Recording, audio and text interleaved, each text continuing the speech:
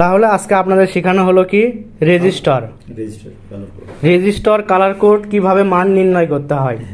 Electronics কাজ করতে গেলে ইলেকট্রনিক্সের গুরুত্বপূর্ণ কম্পোনেন্ট হচ্ছে রেজিস্টার।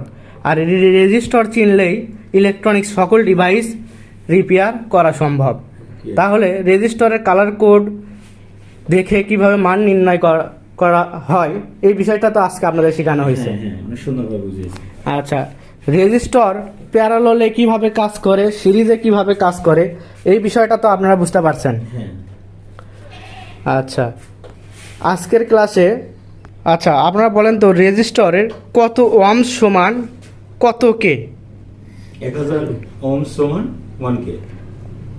1000 ওহম 1000 ওহমসের কম হলে 1000 কে 10,000 ওহমস সমান কত মান আসবে?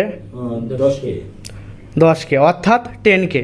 জি হ্যাঁ 10 কে। আচ্ছা, তাহলে আপনারা বুঝতে পারছেন রেজিস্টার কালার কোড মান কিভাবে নির্ণয় করতে হয়, এমনকি কালার কোডে কিভাবে মান বের করবেন। এখানে কালার কোডের লিস্ট করে দেওয়া আছে, ঠিক আছে? এগুলো অবশ্যই আপনারা অ্যানালাইসিস করবেন। আজকের ক্লাস চলেছে আমাদের রেজিস্টার নিয়ে। তাহলে রেজিস্টার প্যারালালে বসলে মান 1 কিলো রেজিস্টার যদি দুইটা একত্র করা হয় কত মান আসবে? 500 ওহমস। আর যদি 1 কিলো রেজিস্টার সিরিজে বসানো হয় সেই ক্ষেত্রে মান কত আসবে? যদি প্যারালালে ব্যবহার করা হয় 1 কে দুইটা তাহলে কত মান আসবে? 500 ওহমস। তাহলে ভুল বলেছিলেন আপনি, ঠিক আছে? তো এটা ভুল হতেই পারে। প্যারালালে বসলে যে মান সে মানের অর্ধেক হবে রেজিস্টারের ক্ষেত্রে। আপনাদের শেখানো হচ্ছে রেজিস্টার, অন্য বিষয়ে যাবেন না, ঠিক আছে? রেজিস্টারের ক্ষেত্রে প্যারালালে বসলে যে মান হবে তার অর্ধেক হয়ে যাবে। আর এটা তো প্র্যাকটিক্যালি দেখানো হয়েছে আপনাদের মাল্টিমিটার দ্বারা।